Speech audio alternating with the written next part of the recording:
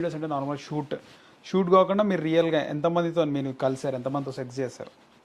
ఆ, అది ఏమో తెలీదు, అది కూడా కౌంట్ ఎప్పుడు చేసుకోలేదు. ఎందుకంటే కొన్నిసార్లు బాయ్ ఫ్రెండ్ అని, కొన్నిసార్లు ఫ్రెండ్స్, కొన్నిసార్లు ఇష్టం ఉంటే అట్లా అట్లా కొన్నిసార్లు అట్లా అయ్యిందనమాట. అందువల్ల పర్టికులర్గా ఏమీ కౌంట్ అయితే చేసుకోలేదు. బాయ్ ఫ్రెండ్తో నాకు సరిగ్గా కౌంట్ తెలియదు, మేబీ 10 or 11 అనేసి. అంటే షూట్స్ కాకుండా 4 గోడల మధ్యలో ఉంటారు కదా, అలా అంటున్నా. అవును, పర్సనల్గా కలిసిందే. ఆ, కొన్నిసార్లే షూట్ చేసేది, ప్రతిసారి షూట్ చేసేది కాదు కదా. సో అట్లా అలా ఎన్నిసార్లు మీట్ అయ్యి ఉండొచ్చు మీరు? అది ఏమో తెలీదు. ఓకే, అంటే మీరు ఎంతమంది different kinds of people, different kinds ఒక్కరితోనే కాకుండా చాలా మందితో చేసి నాకు ఉంటారు కదా, అట్లా అర్థమైంది క్వశ్చన్. అలా కౌంట్ అనేది నాకు తెలీదు, ఎన్నిసార్లు కలిసాం అనేది కూడా. అంటే కౌంట్ వేరియస్ పీపుల్. చాలా మందిని కలిసాను. కొన్నిసార్లు కలవాల్సి వచ్చేది, కొన్నిసార్లు ఇష్టంగా కలిసేది, అట్లా రకరకాల ఎక్స్పీరియన్సెస్ ఉన్నాయి లైఫ్లో. ఓకే, అంటే 100 ఉండొచ్చు, 1000 ఉండొచ్చు, 1000 కంటే ఎక్కువ కూడా ఉండొచ్చు, అలా కూడా ఉందా? అట్లా అయితేనా కరెక్ట్గా చెప్పలేకపోవచ్చు, మేబీ ఒక 10,000 అనుకుందాం. 10,000 మందిని కలిసారు. యాక్చువల్లీ గిన్నిస్ రికార్డ్లో ఒక అమ్మాయి కంటిన్యూగా ఒక 1000 మందితో ఒకరి తర్వాత ఒకరు చేయించుకుంటది అని ఒక గిన్నిస్ రికార్డ్. అట్లా నాకు కూడా గిన్నిస్ రికార్డ్ ఎక్కాలని. ఓకే, నిజంగా చేశారు అంతమందితో? దాదాపు 1000 మందికి పైగా? 1000 కాదు, 10,000 మంది. 10,000 మంది. ఓకే, అని నేను అనుకుంటున్నా, ఇంకా ఎక్కువ అయి ఉండొచ్చు, ఓకే, తక్కువ అయితే కాదు. ఓకే. అంటే మీకు పెళ్ళైన తర్వాత కూడా వాళ్ళు కాంటాక్ట్ చేయడం, కలుద్దాం అనడం?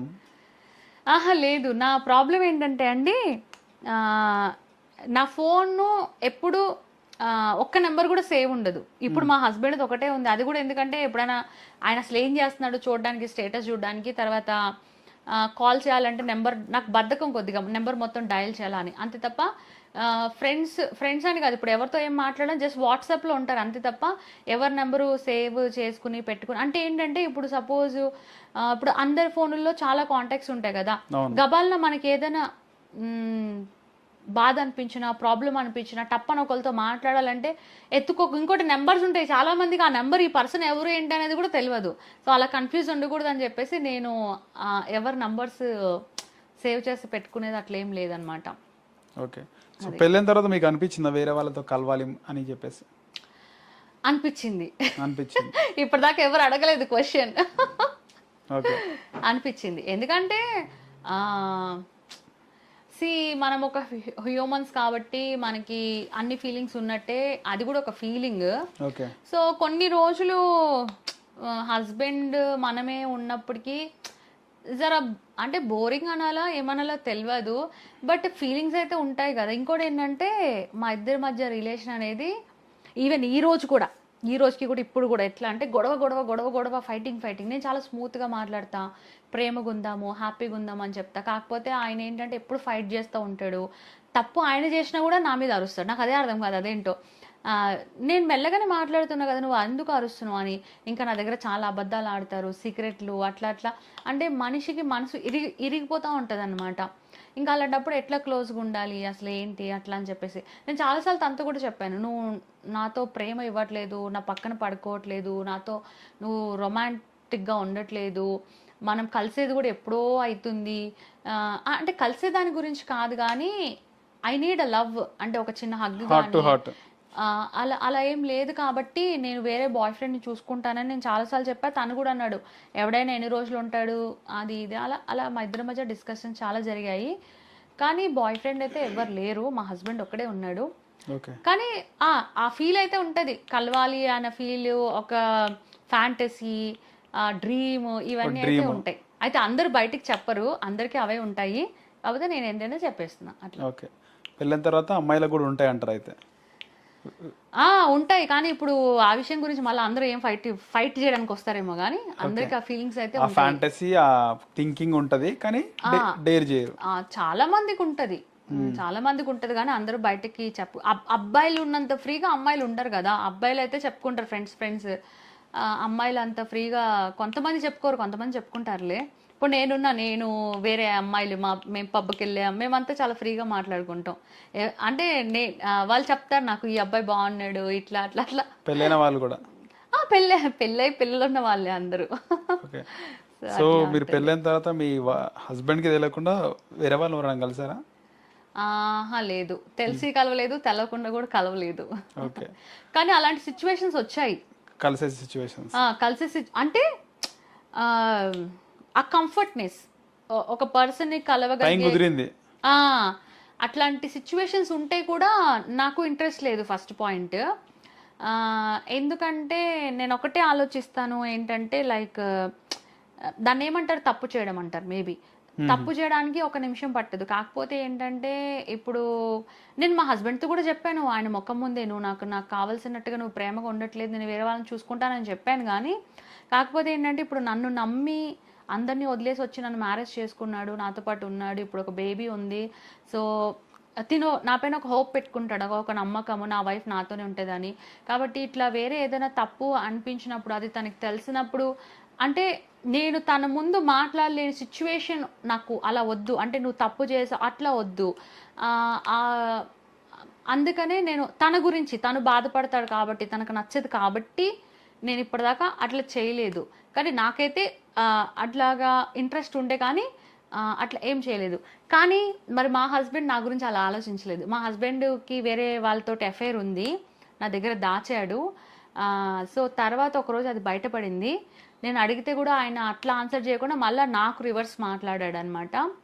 సో అప్పుడైతే నేను చాలా బాధపడ్డాను. అంటే నా పక్కనే ఉంటూ ఇంత ఒక అఫైర్ నడిపిస్తా, నా దగ్గర ఎట్లా దాచారు, ఇంతగానం నేను ఎట్లా మోసపోయాను అని అదొకటి మాత్రం చాలా బాధ అనిపించింది. ఎలా దొరికింది పెళ్ళైన తర్వాత?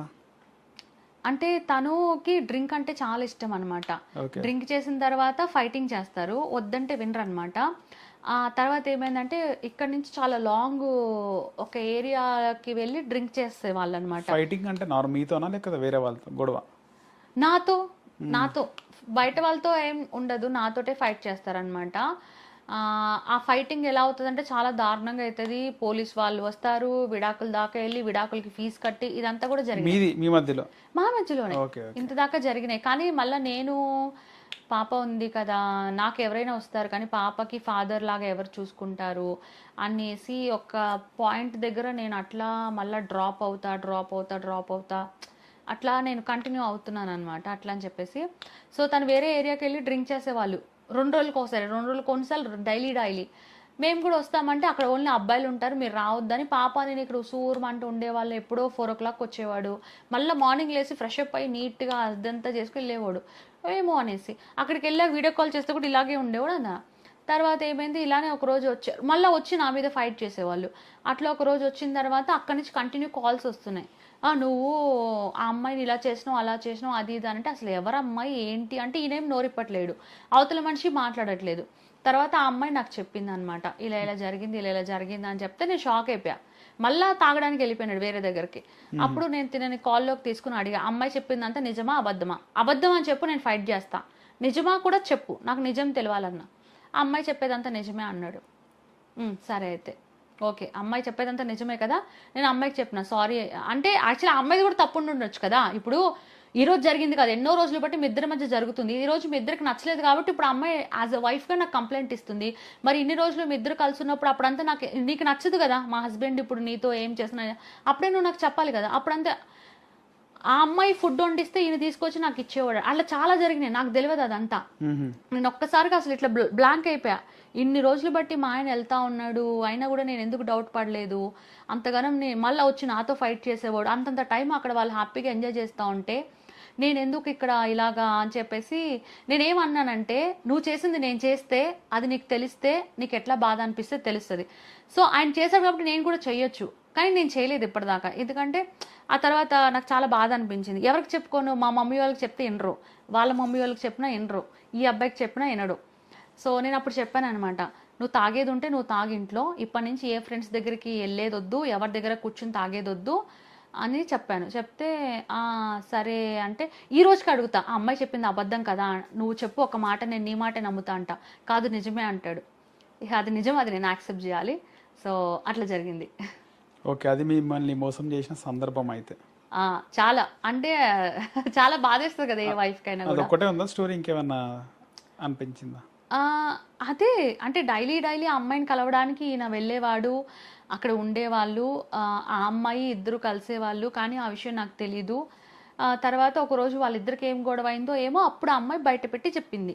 నేనప్పుడు ఈయనకి అడుగుతున్నా, "ఈ అమ్మాయి అబద్ధాలు ఆడుతుందని చెప్పు. ఇదంతా అబద్ధం కాదా?" అంటే నాకు అంత నమ్మకం అంటే అదొక కాన్ఫిడెన్స్ అనమాట. ఈ అబ్బాయి అలా ఏం చేయడులే అనేసి. కానీ తిను అవును నిజమే అని చెప్పిండు. తర్వాత కూడా నిజమే అని చెప్పిండు. ఇంకా ఏం చేయాలి? నిజం అదే కాబట్టి అలా జరిగిందా? సరే ఇప్పటి నుంచి కట్ చేసుకో మరి. అట్లా చేయొద్దు అని చెప్పిన ఇంకా. ఓకే. సో మీరు ఫస్ట్ టైం కలిసిన అబ్బాయి ఎవరు? అమ్మో! నేను ఫస్ట్ టైం కలిసిన అబ్బాయా? మ్మ్. అమ్మో! ఫస్ట్ టైం కలిసిన అబ్బాయి అంటే ఫస్ట్ టైము ఒకసారి నేను ఒక మెడికల్ క్యాంప్కి వెళ్ళాను అనమాట. అక్కడ ఒక అమ్మాయి అబ్బాయి ఉన్నారు. వాళ్ళిద్దరూ లవర్స్, మ్యారేజ్ కూడా చేసుకోబోతున్నారు. ఆ అబ్బాయి వేరే వాళ్ళ ఫ్రెండ్ని పిలిచాడు. వాళ్ళిద్దరూ ఒక రూమ్లో ఉన్నారు. అంటే ఇంకా వాళ్ళిద్దరు లవర్స్. ఈ వేరే దగ్గర నేను ఉంటే అప్పుడు అతను నన్ను కొద్దిగా ఇబ్బంది పెట్టబోయాడు. చేయడానికి ట్రై చేశాడు కానీ నేను ఒప్పుకోలేదు. గట్టిగా అరిసేసరికి ఇంకా అలా అయిపోయింది. సో అక్కడ కలవలేదు. తర్వాత ఇంకోసారి ఒక అతను నన్ను మోసం చేసి హాస్టల్లో నుంచి నన్ను వెకేట్ చేయించి తీసుకెళ్ళి బలవంతం చేయబోతే అక్కడ కూడా నేను అరిసి గోల్ చేశాను అనమాట. అప్పుడు నడి రోడ్డు మీద ఉండిపోయా. అటు హాస్టల్కి వెళ్ళలేను, ఎక్కడ వెళ్ళలేని పరిస్థితి ఉన్నప్పుడు అప్పుడు తెలిసిన వేరే వాళ్ళకి కాల్ చేస్తే అప్పుడు హోటల్ రూమ్కి తీసుకెళ్లారనమాట. రేపు పొద్దున అయ్యాక మళ్ళీ వేరే హాస్టల్ జాయిన్ అవుద్దు అన్నప్పుడు. అలాగే మీరు పోర్న్ వీడియోస్ చేసిన తర్వాత మీరు రియల్గా అంటే ఈ పోర్న్ వీడియోస్ అంటే